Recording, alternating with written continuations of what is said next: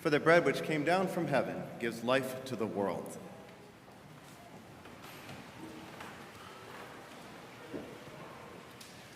Our gospel reading picks up from what we heard last week, which was the feeding of the 5,000. But as we hear the response of the people who came to meet Jesus, they just wanted more loaves of bread.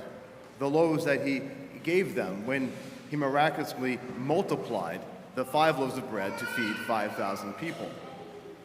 And so Jesus says to them, "Truly, truly, I say to you, you seek me, not because you saw signs, but because you ate your fill of the loaves." Now, notice here, there's no indication in this gospel that these are poor people who don't have bread in their homes. They experienced his bread, and they're going at great lengths to follow him to get more of that bread. That must have been really good bread. I mean, putting Panera or Atwater's to shame. And so there's no indication they needed this bread for survival. They just wanted their senses to be filled more by that bread that they had the other day. And so there's this desire, this carnal aspect to their seeking Jesus. And this is what he calls them to recognize. They acknowledge that he's a great teacher, and so the pretense is that they're going to follow Jesus because he's teaching them, but they just want more loaves of bread. Of course, he has much more to offer than that. Now, in light of this, some of you might have this image in your mind of that opening ceremony of the Olympics this past week, where there was this inversion of the Last Supper imagery. I don't need to go into a lot of detail explaining this. If you have been watching the news at all, you've had some indication of this. But clearly, it was taking this imagery of the Last Supper meal, and they have the god Dionysius, who's there as part of the feast, who is the god of pleasure, of sensual satisfaction. And so what they're doing is basically showing what is at the base, basically all human hearts. Now this is shocking to many Christians because here they are, here's this ceremony where they're trying to limit any expression, a Christian expression whatsoever. They wouldn't let a surfer have Jesus on his surfboard lest other people be offended. But then they're able to do this at the opening ceremony. So, this has created a lot of ripples in the news, but this is just unmasks what is simply what we've been seeing throughout our culture, especially at the forefront of our culture, especially at least since the 60s. But it's always been there. We see this in our passage here today. People who make a pretense of following religion, but really they just want their fill of the loaves. And that's just what was just on display, just baldly. We just want more loaves, is what that Olympic opening display indicated. And doesn't this unite all people? Don't we all just want a fill of the loaves? This is what unites us. And in our fallen nature, there's some truth to that, isn't there? So what we need to recognize, rather than just being too shocked by this, is acknowledging that this is simply what was also at display in the Israelites, and it's also on display in our hearts. God is continually calling even those who believe in the Eucharist, who care about its solemnity and its reverence, to put off the old man, put on the new. It's a constant effort, as this same desire for just the loaves bubbles up in ourselves as well. So the passage invites us to reconsider. Jesus invites them, as the people to whom he dialogues, to reconsider why they're following him. And it's a reminder for us as well. So it's kind of like the way most of us date. People throughout all of the world, the way people date, where at some point couples dare to say, "I love you." And this usually happens at least around the time of engagement. If they said "I love you" before, it's at the time of engagement where they just might actually begin to mean what they say. when they say I love you. Why? Because then there's a commitment involved. But actually, when people get married, what do they really mean when they say I love you? Typically, most people, even Christians. I like the way you make me feel. You complete me. I admire you, and that makes me feel good. And so when I was a young adult and we were gathered together in New York City by our Campus Crusade for Christ young adult leader, Bruce, he told us that even though he had a storybook dating relationship with his high school sweetheart, and they did all the right Christian preparation, they were Bible readers and believers, Christian families, he said the first year of his marriage was the worst year of his life. Why? He said, I never believed how selfish two people could be. And so what happens in the good Christian thing, response to this, is to learn to manage that selfishness better. Okay, you do your thing at this time, then I will do my thing at this time, and then we'll get along. At some point, hopefully, the couples learn what it means to actually love, which means true self-denial. Sometimes, not always, this happens when they have children. And we had a major national figure who was ridiculed for suggesting such a thing over the last couple of weeks. But it's true when you start to think about the future generation and deeper things, eternal things. You have to shepherd his soul into this world. But there's no guarantee that children will have this effect on one's lives, and there's other ways as well. But ultimately, it comes from seeing the love of Christ. But the problem is, our relationship with God is often much like this dating relationship, where these couples come together and they say they love, but really they just want more loaves from one another. But when we come to God, we just want our feet of the loaf. We want to fill the loaves. We want to, even if it's not something that seems so baldly temporal, as sensual desire being fulfilled. God, I want to feel good. I want to have peace. It's not a bad thing. But above all, why do we want him? In a crisis, we pick up, what I always think of as the bat phone. Some of you remember the old Batman, the initial, early Batman TV series. Commissioner Gordon does the red phone, an emergency. Now I really need you, Batman. And that's when we seek God earnestly, it seems earnestly, until we have what we need, and we can go on living our lives. And this pattern bleeds over, even into those who are more committed Christians. But here in this passage, Jesus is calling us to reconsider why we follow him, to be at least reminded of that in a deeper way. And so, ultimately, the Eucharist calls us to this commitment, to meet God here when he gives himself to us, outside of time. What is the only response, if we're mindful of that, but to give ourselves to him in return? If we do this, then all things throughout all of life fall into order. Even when there's disorder around you, you have this order. His self-denial, out of gratitude, moves your self-denial. But picking up with our passage here, the people, this does not penetrate. And they're slow to be able to see Jesus, to be able to seek him for truly who he is, and to have their attention turned from the loaves to the bread of life.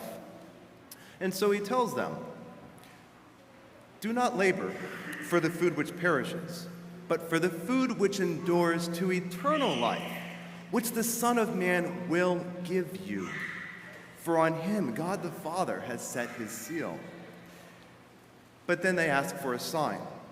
They said to him, well, what must we do to be doing the works of God? And Jesus answered them, this is the work of God, that you believe in him whom he has sent.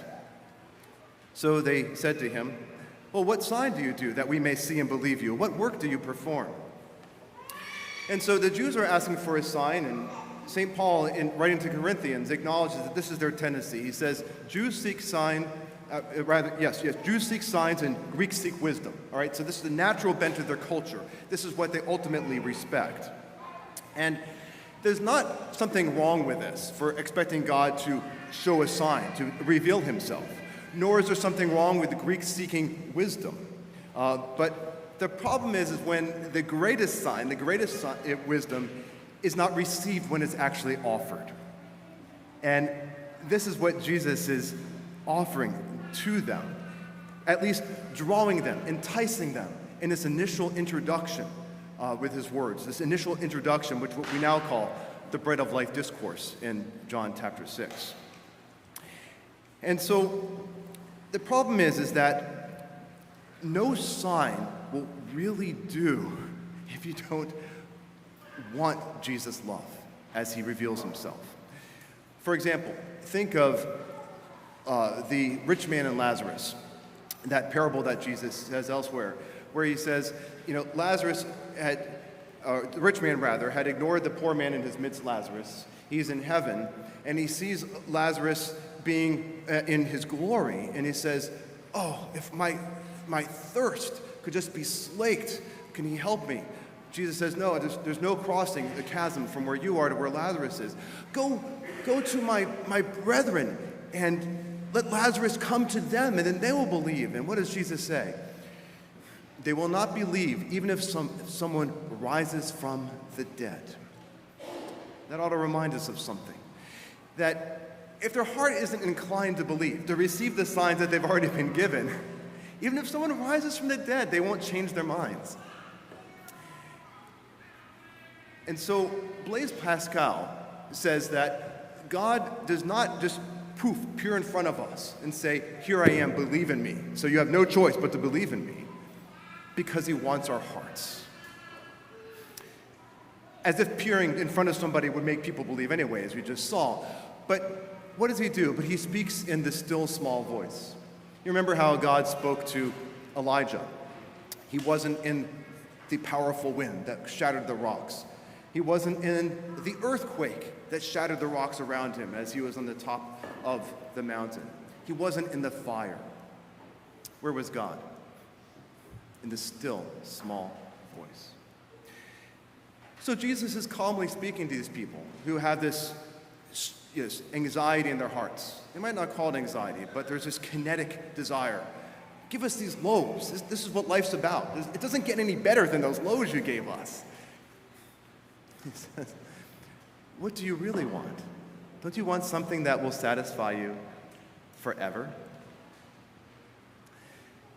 And so, of course, they, just briefly, just to track with the passage right here, they get what he's saying. He said, well, our fathers gave us manna from heaven to eat, which simply underscores the point, because God did give manna through Moses.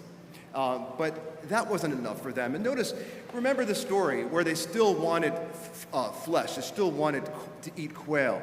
Manna satisfied them, but there was something that didn't gratify their flesh entirely.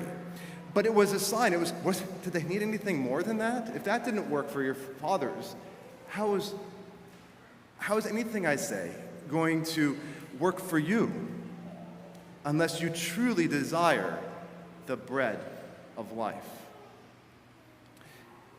St. John Henry Newman said that manna is a gift created by God and partaken by his people, right, clearly.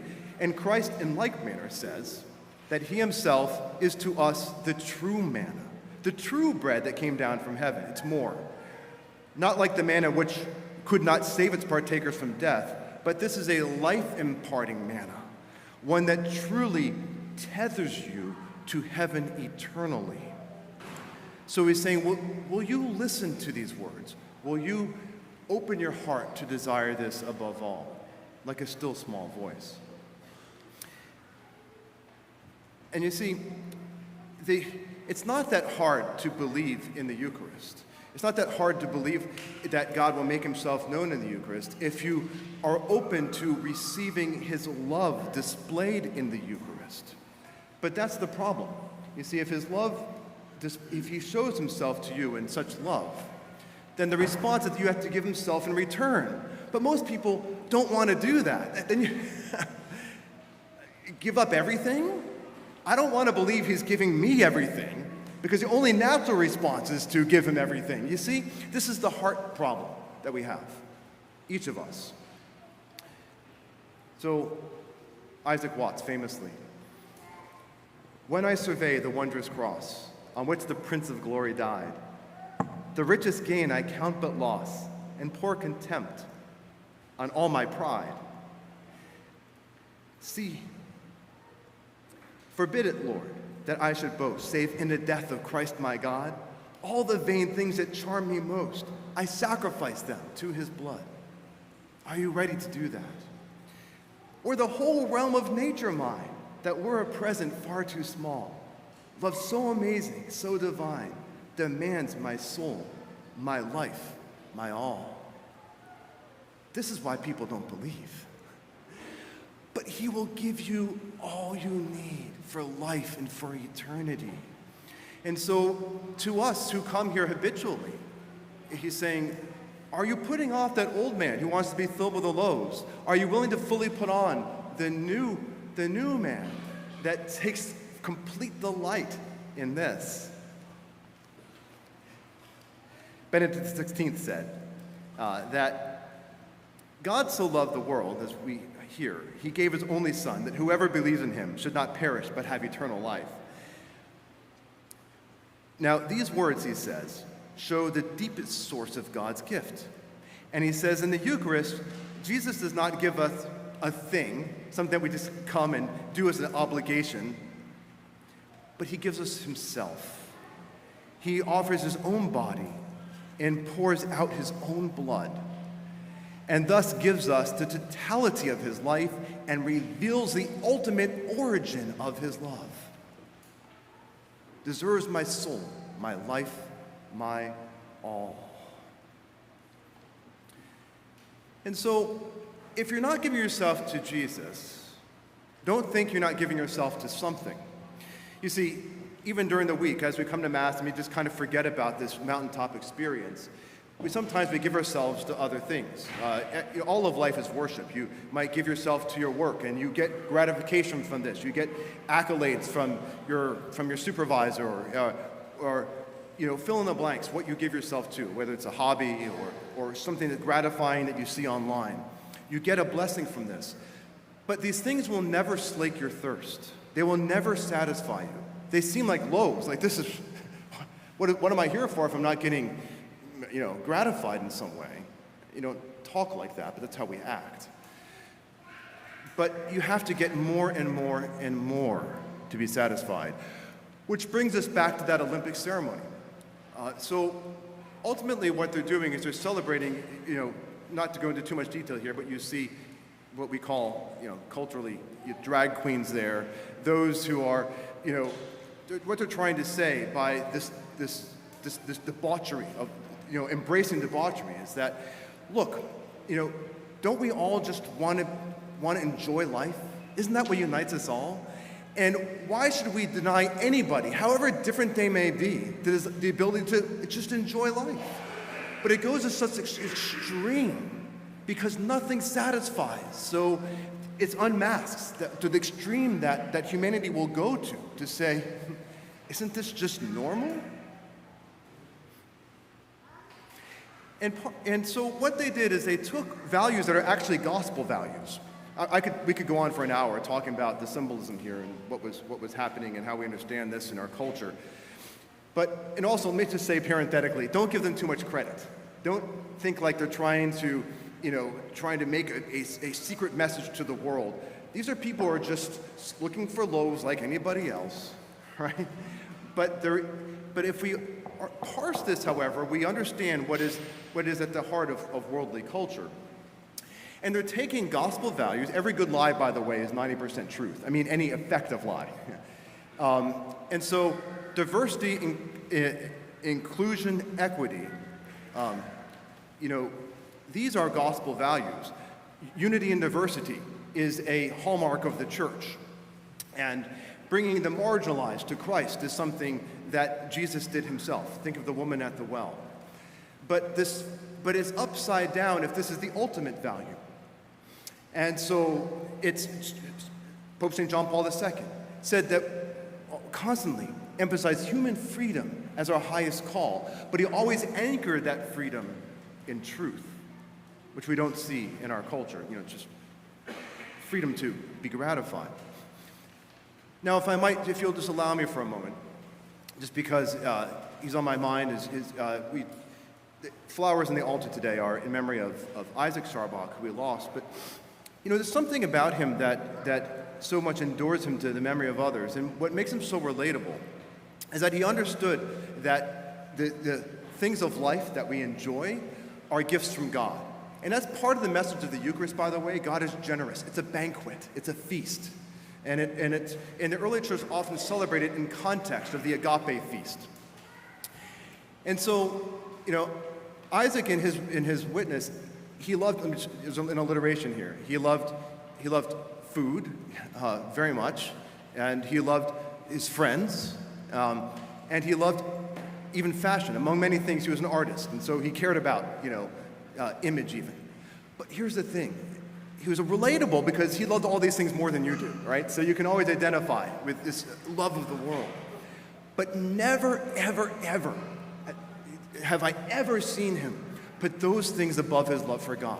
Not even for a second, not once. And this is why people were drawn to the church by him. His faith always came first, which is why his witness still speaks to me. So please God, may that be our witness as well for you and me. And so what we see in our culture is this inversion of the gospel. But the conversion is to always put the bread of life first. As Isaac and hopefully you are, to desire to be in front of the Blessed Sacrament above all. That new manna from above, our greatest desire. And then you see the Lord in his secondary gifts. Then you're able to enjoy him in these secondary things. And so ultimately, you're not going to be able to love other people unless you receive God's love above all. This is what makes relationships work.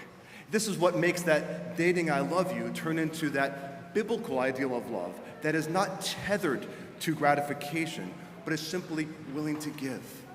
God gave everything to me. I have joy by giving everything to others, especially those to whom God has drawn me most close.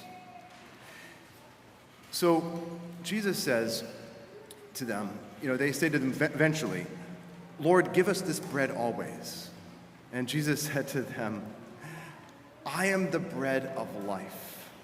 He who comes to me shall not hunger, and he who believes in me shall never thirst. For he said, the bread that I give will impart life to the world. Let us put off the old man, put on the new, and be renewed in that life today.